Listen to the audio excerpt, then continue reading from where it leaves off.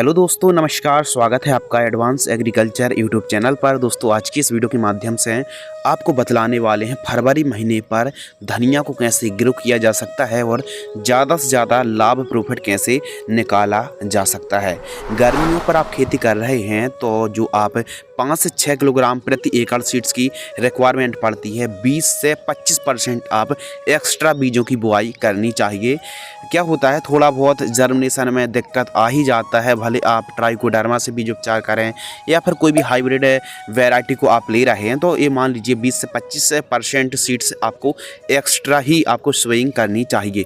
तो हमारे किसान भाई कैसे फरवरी महीने पर, क्योंकि अभी करंट की बात करें तो उतने ज़्यादा हमको अच्छे बाज़ार भाव देखने के लिए नहीं मिल रहे हैं फरवरी पर, लेकिन यदि आप फरवरी महीने पर धनिया की बुआई करते हैं तो आने वाले 55 दिनों बाद जब हमारी धनिया तैयार होगी, 55-60 दिन बाद, तो बाज़ार भाव एकदम आकाश को छू रहे होंगे। तो दोस्तों, कैसे आप धनिया की खेती करके कैसे ज़्यादा से ज़्यादा धनवान बन सकते हैं, इस वीडियो के माध्यम से संपूर्ण जानकारी बतलाएंगे। प्लस बतलाएंगे कि धनिया की जब आप खेती करते हैं तो पीलापन की समस्या एक गंभीर और एक रेयर समस्या है, तो उसे आप कैसे पार पा सकते हैं, कैसे हरी भरी कर सकते हैं और बाज़ार भाव आपको उचित दाम मिलें, तो आप फरवरी महीने पर ज़रूर धनिया की खेती दोस्तों कर सकते हैं। सबसे पहले बात करते हैं उन्नतशील किस्में। तो जो सबसे अच्छी जो वैरायटी है दोस्तों, आरके सीड्स की रॉयल विलीज के नाम से आती है, और प्लस इंडो अमेरिकन की मल्टी कट के नाम से आती है, गोल्डन सीड्स की सुपर ग्रीन के नाम से आती है।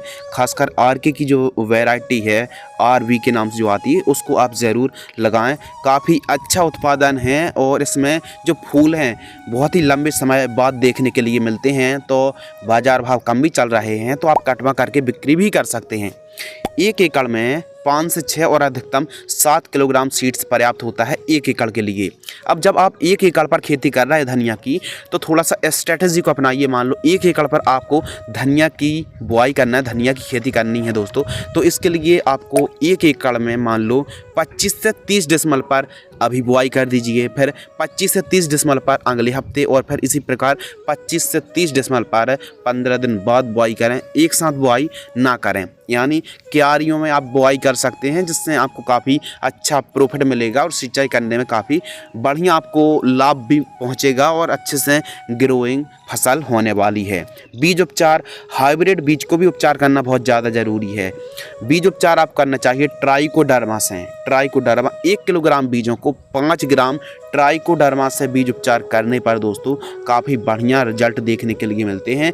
जर्मिनेशन और अंकुरण बढ़िया देखने के लिए मिलता है। बेसल डोज के ऊपर दोस्तों बात करते हैं। यदि भूमि बहुत ज़्यादा हल्की है या फिर कम उपजाऊ है, तो फिर ऐसी कंडीशन पर 2 ट्रॉली गोबरी खाद, SSP 50 किलो और DAP खाद 25 किलो, इन दोनों को मिक्स करके प्रति एकड़ की दर से जब बुआई कर रहे हो, सोइंग कर रहे हो, चाहो आप ब्रॉडकास्ट विधि यानी छिटका विधि को भी अपना सकते हैं, सीडल विधि से भी आप बुआई कर सकते हैं। तो बुआई के समय प्रयोग करना चाहिए, लेकिन थोड़ा भूमि अच्छी है, काली मिट्टी है या फिर उपजाऊ भूमि है, उपयुक्त जीवाश्म पदार्थ वाली भूमि है दोस्तों, तो आपको DAP और SSP को 30% कम करके भी आप बुआई के समय प्रयोग कर सकते हैं। खेत की तैयारी नॉर्मल तरीके से कल्टीवेटर दकफेट से आपको जुताई करानी चाहिए, और मिट्टी को भुरभुरी कराने वाले यंत्र जैसे हैरो है, रोटावेटर से ठीक तरीके से मिट्टी को भुरभुरी करा लेना चाहिए। मिट्टी भुरभुरी होना दोस्तों बहुत ज़्यादा ज़रूरी है, इससे धनिया का अंकुरण, जर्मिनेशन काफ़ी अच्छा देखने के लिए मिलता है। तो मिट्टी को ठीक तरीके से भुरभुरी कराएं, प्लस पाटा लगाकर खेत को एकदम समतल कराएं, फिर उसके बाद आपको बुआई करनी चाहिए। कितनी दूरी पर बुआई करें काफ़ी ज़रूरी है। तो देखिए, आपको जो डिस्टेंस रखना है पौधे से पौधे यानी सीड्स से सीड्स की दूरी 1 से 1.5 सेंटीमीटर, और लाइन से लाइन की दूरी 10 से 15 सेंटीमीटर भी रख सकते हैं। बाकी ब्रॉडकास्ट विधि को भी अपना सकते हैं। 6-7 किलोग्राम सीड्स पर्याप्त है 1 एकड़ के लिए। एवं डेप्थ के ऊपर बात करें, गहराई के ऊपर बात करें, तो 2.5 से 3 सेंटीमीटर गहराई धनिया के लिए पर्याप्त होती है। 2 सेंटीमीटर काफ़ी उचित मानी जाती है, 2 से 3 सेंटीमीटर। अब 5-7 सेंटीमीटर पर आप बुआई ना करें, 5 से ज़्यादा सेंटीमीटर पर यदि आप गहराई पर बुआई करते हैं तो जर्मिनेशन में दिक्कत आती है। 3-3.5 सेंटीमीटर तक पर्याप्त है। डेप्थ के ऊपर हम दोस्तों बात कर रहे थे। सिंचाई के ऊपर बात करते हैं तो धनिया की फसल पर आपको पता है कि फरवरी महीने पर आप बुआई कर रहे हैं तो एक अच्छी सिंचाई के साधन होने बहुत ज़्यादा ज़रूरी हैं। फरवरी महीने पर 7 से 8 दिनों के अंतराल पर सिंचाई करनी पड़ेगी। फसल पर बहुत ज़्यादा सिंचाई की आवश्यकता नहीं पड़ेगी क्योंकि स्टार्टिंग के दिनों पर ही थोड़ा सा देखभाल की ज़रूरत पड़ने वाली है। फिर आगे चल के भले गर्मी भी आ जाएगी तो लेकिन कम ही सिंचाई करनी पड़ेगी यदि अभी फरवरी पर आप बुआई करते हैं। लेकिन फिर भी स्प्रिंकलर विधि से, रेन पाइप विधि से, फ्लड इरिगेशन से भी आप सिंचाई कर सकते हैं। ड्रिप को भी आप लगा सकते हैं लेकिन उतनी आवश्यकता नहीं। यदि आप वेट विधि से खेती कर रहे हैं तो फिर आपको ड्रिप लगानी चाहिए। एक वेट पर सिंगल लाइन पर दोस्तों आपको बुआई करनी चाहिए। एक वेट पर दोस्तों आपको सिंगल लाइन पर ड्रिप को बिछानी चाहिए। खरपतवार नियंत्रण के ऊपर दोस्तों बात करते हैं तो मार्केट में बहुत सारी खरपतवार नाशक उपलब्ध हैं, लेकिन धनिया की फसल को यदि खरपतवार नाशक स्प्रे किया जाता है तो झटका आता है, तो इसीलिए निराई गुड़ाई करें। अब जब आपने बुआई की है 20-25 दिन 30 दिन के आसपास की फसल हुई है, खरपतवार दिख रहे हैं और उनको आप रिमूव नहीं करेंगे, निराई गुड़ाई नहीं करेंगे तो एक बात मान लीजिए कि फसल में पीलापन की समस्या देखने के लिए मिलेगी और पैदावार हो सकता है लगभग 70 से 80% तक कम जाए।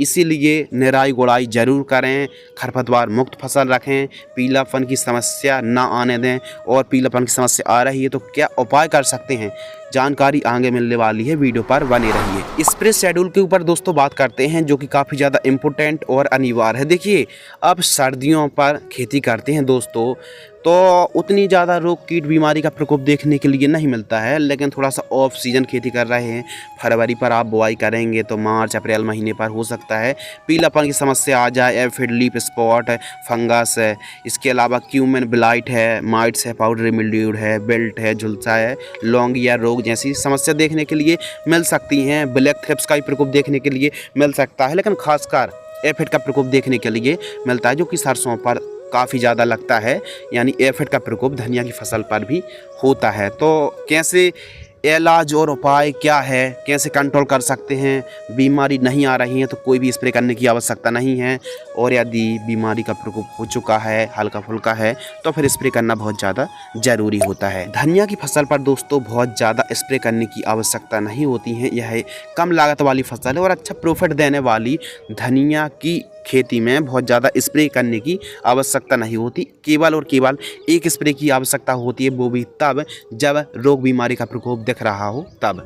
फर्स्ट स्प्रे यदि रोग कीट बीमारी का प्रकोप देखने के लिए मिल रहा है तो जो फर्स्ट स्प्रे है 35 से 40 दिन के आसपास की फसल होती है तो आयशा एग्रो की CF-10 10L टॉनिक 30 ml जो कि जो फसल को हरी भरी करेगी, आयशा एग्रो की CF-10 10L tonic. Number 2 इमीडा क्लोरपेड 70.8% EC 10 ml 15 litre पानी घोल करके आपको स्प्रे करना चाहिए। केवल और केवल इन दोनों दवाइयों को स्प्रे करना चाहिए 15 लीटर की दर से। केवल एक स्प्रे की आवश्यकता है और ज़्यादा आपको स्प्रे नहीं करनी चाहिए, महंगी स्प्रे बिल्कुल भी नहीं करनी चाहिए। और दोस्तों आपको ज़्यादा महंगी स्प्रे करने की आवश्यकता नहीं है। इन दोनों को मिक्स करके 15 लीटर पानी में घोल करके आपको स्प्रे करना चाहिए। धनिया की फसल पर महंगी फंगीसाइड, महंगी कीटनाशक, महंगी टॉनिक स्प्रे करने की बिल्कुल भी आवश्यकता नहीं पड़ती है। बस बुआई के समय गोबर की खाद है, वर्मी कंपोस्ट है, इनका प्रयोग जरूर करना चाहिए। इससे धनिया की फसल हरी भरी रहती है और एक अच्छी पैदावार देखने के लिए मिलती है। यदि ज़्यादा ही हल्की भूमि है तो थोड़ा सा गोबर की खाद प्रयोग थोड़ा ज़्यादा ही करनी चाहिए, सस्ते पर बढ़िया काम हो जाता है। खाद शेड्यूल के ऊपर बात करते हैं तो धनिया की फसल पर एक खाद देना बहुत ज़्यादा ज़रूरी है। फर्स्ट खाद 30 से 35 दिन की फसल होती है तो यूरिया और उर्वरक खाद 25 kg, सागरिका दानेदार 8 किलोग्राम, इन दोनों को मिक्स करना है, प्रति एकड़ जड़ों के पास देकर सिंचाई कर देना चाहिए। लाइफ साइकिल धनिया की फसल 90 दिन से लेकर 120 दिन के आसपास का समय मान लीजिए।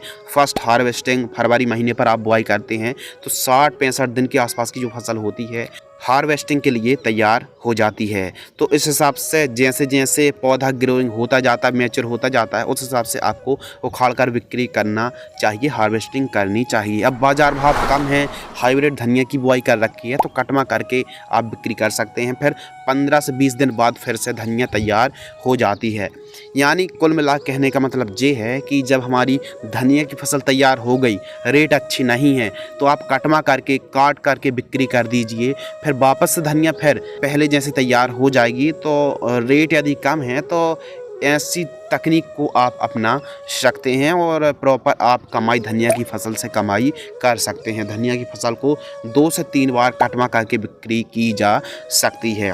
उत्पादन 1 एकड़ में 65 से 70 कुंटल पैदावार होती है, लेकिन गर्मियों पर फरवरी पर कर रहे हैं तो 50 कुंटल ही आप 1 एकड़ से पैदावार निकाल पाएंगे। लागत के ऊपर बात करें तो इस हिसाब से खेती करेंगे तो 10 से 12 हज़ार रुपये के आसपास लागत लगने वाली है। मुनाफा के ऊपर दोस्तों बात करते हैं, सभी लागत को काट कर आप 1 लाख रुपए से 1.5 लाख रुपए बड़े आराम से कमाई कर पाएंगे यदि बाजार भाव कम रहते हैं। तो यदि बाजार भाव बहुत अच्छे मिलते हैं, 30-40 रुपये केजी का रेट मिल जाता है, क्योंकि अभी फरवरी पर तो रेट कम है, लेकिन आने वाले फरवरी के बाद 2 महीने बाद खासकर अप्रैल मई महीने पर जो बाजार भाव हैं वो बहुत ज़्यादा हाई रहने वाले हैं, बहुत ज़्यादा कीमतें ऊँची रहने वाली हैं दोस्तों। तो आप 1.5 लाख रुपये से 2 लाख रुपये कम से कम कमाई कर सकते हैं धनिया की फसल से। तो धनिया की फसल एक ऐसी फसल है जो कि कम लागत वाली फसल है और मार्केट में हमेशा डिमांड फरवरी के बाद बनी रहती है। तो हमारे किसान भाई फरवरी महीने पर भी